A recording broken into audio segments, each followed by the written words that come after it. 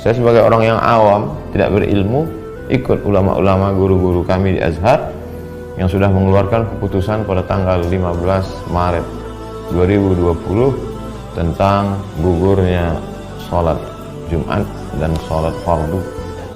Dan saya juga menghimbau kepada pemuka-pemuka di agama lain, saudara-saudariku sebangsa dan setanah air, ya, agar sama-sama kita bersinergi menyampaikan kepada umatnya, menyampaikan kepada masyarakat juga di bawah binaan dan bimbingannya, agar senantiasa bisa menjaga diri, kesehatan sesuai dengan instruksi yang kita dapati dan bisa menyatukan kita dalam suasana kebangsaan yang utuh, baik, dan semoga Allah membebaskan kita dari wabah COVID-19 ini dan memberikan hikmah-hikmah terbaik kepada kita. Himbauan dari pemerintah untuk kita tidak mendatangi atau mengadakan acara-acara yang berkerumunan manusia yang banyak,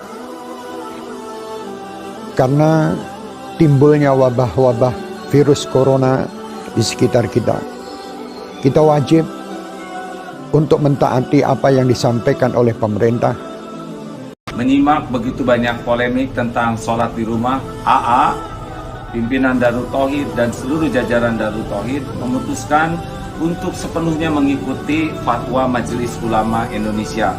AA dan keluarga sudah sholat di rumah dan semua juga dianjurkan sholat di rumah. Apabila di negeri itu ternyata yang sudah terinfeksi banyak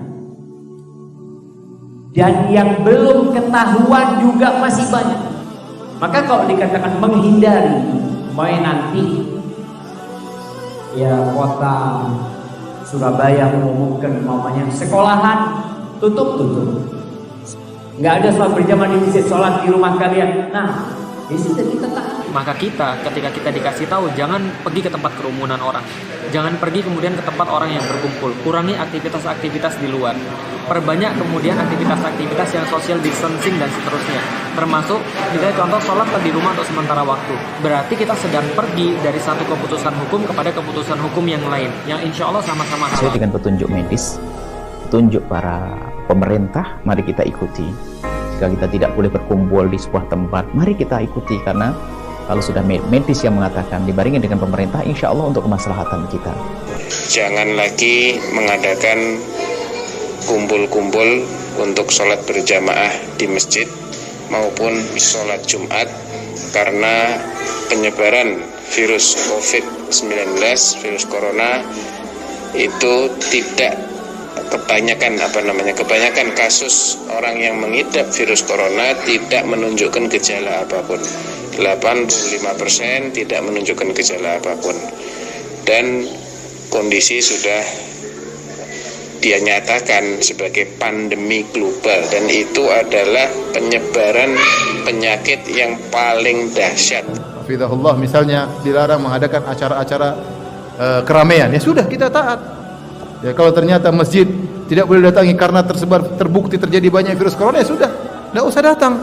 Mengurangi mobilitas, social distancing, hindari kerumunan massa, hindari keramaian, cukup berada di rumah kecuali ada darurat yang sangat mendesak. Dalam keadaan darurat dan semua orang memandangnya darurat, sejalan juga dengan protokol dari pemerintah, maka ibadah sholat itu dapat dilakukan di rumah masing-masing, termasuk untuk sholat Jumat bisa diganti dengan sholat zuhur.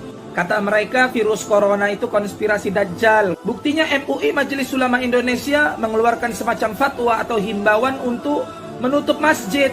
Tapi mal-mal, PT-PT, tempat hiburan dan maksiat kenapa tidak ditutup? Kenapa masjid aja? Kata mereka begitu, saudara. Maka saya jawab, dungu. Sejak kapan Majelis Ulama Indonesia MUI mempunyai wewenang untuk menutup PT atau menutup mal-mal atau tempat hiburan? Sejak kapan? Kau suruh yang punya PT, yang punya mal itu menutup mal mereka dan menutup PT-PT mereka. Agama Islam mendahulukan kemanusiaan atas keberagamaan. Karena itu tidak heran fatwa ulama-ulama menyatakan bahwa tidak wajib untuk melaksanakan sholat Jumat demi menjaga keselamatan.